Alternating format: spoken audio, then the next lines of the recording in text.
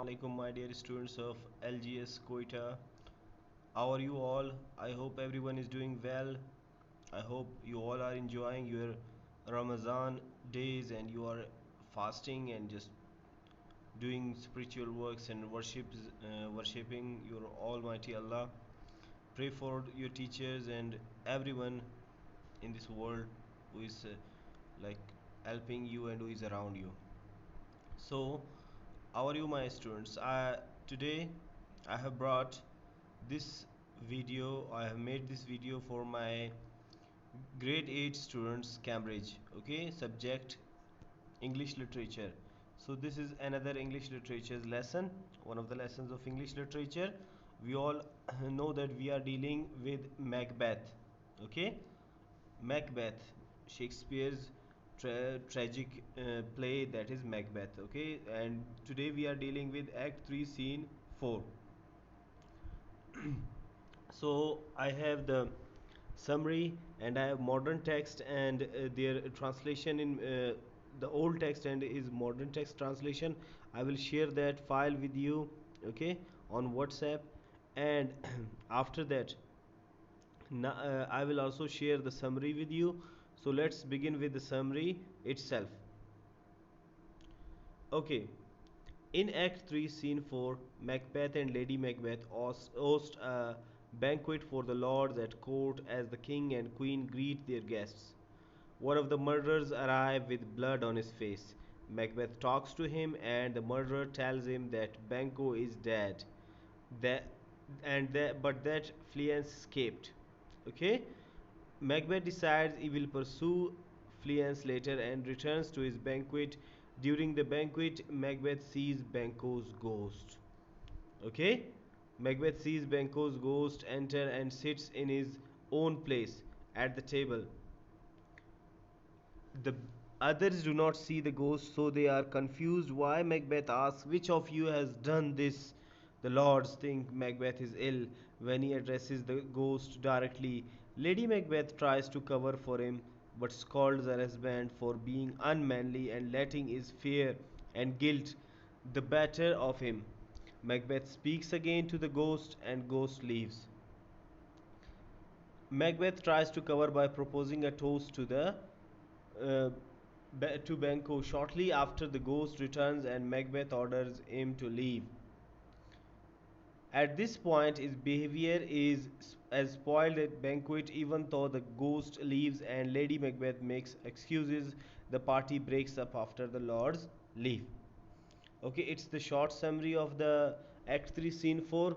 Here, the story is that after Banquo is killed by the murderer, and the news arrives to Macbeth that they have killed Banquo, but his son Fleance has escaped.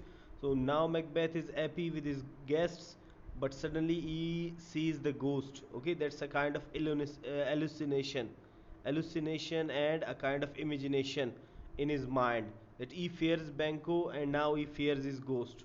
If you remember the part of the dagger, that when he was trying to kill Duncan, he also saw a dagger. Okay, so this is the same case that after killing of Banquo, he sees the ghost of Banquo, and that is the summary of the Act 3, Scene 4. Let's begin with the analysis. Okay, so Macbeth words and phrases to the Thanes, such as "you know your own degrees" and "both sides are even." Here I'll sit, it's the mist, suggest a renewal of order and symmetry in Scotland. Yet the audience knows that this is not the case. Both sides are not even, because Banquo is missing. Degree or rank order has been effectively perverted by Macbeth by his killing of the king and his usurpation of the throne. As in Act 1, Scene 6, Lady Macbeth's words of introduction disguise her true feelings. Once again, the Macbeths act with suspicion, confidence. The confidence is about to desert Macbeth, however, as his dark secret comes back to greet him in the form of the first murderer. Okay, so after that, the rich banquet, a symbol of great orderliness and generosity, now becomes a hellish parody of itself. Instead of Macbeth sitting in the midst, dispensing his largeness as the wood wish is thrown as being usurped by the bloody apparition of his former friend. Macbeth's language reflects this change, the ghost, so hideous that it will appall the devil, appears to have risen from a grave. Macbeth tells his wife he fears Banquo's revenge asks why Macbeth didn't. Now he asks why Macduff didn't attend the banquet. Both of these events, the ghost and the Macduff's absence, makes Macbeth nervous. So he resolves to visit the three witches the following day. Macbeth starts his scene full of confidence. He is confident when sends the murderer to kill Banquo and Fleance, and remains confident even after he learns that Fleance escaped. He is pleased to know that Banquo is no longer a direct threat and resolves to go after Fleance later. His confidence quickly evaporates, however, when he sees Banquo's ghost. He is undone. He forgets his court is watching and talks to the ghost. Lady Macbeth believes the vision is like the dagger Macbeth saw before he stabbed Duncan, a product of his fear and doubt, and scolds him for his lack of confidence and courage. However, like the dagger, it is unclear whether this is a figment of Macbeth's imagination or a supernatural occurrence. Ironically, Lady Macbeth was willing to believe in spirits and witches' prophecies when it was convenient for her, but now that they have become an inconvenience, she prefers to think of them as product of their husband's weakness.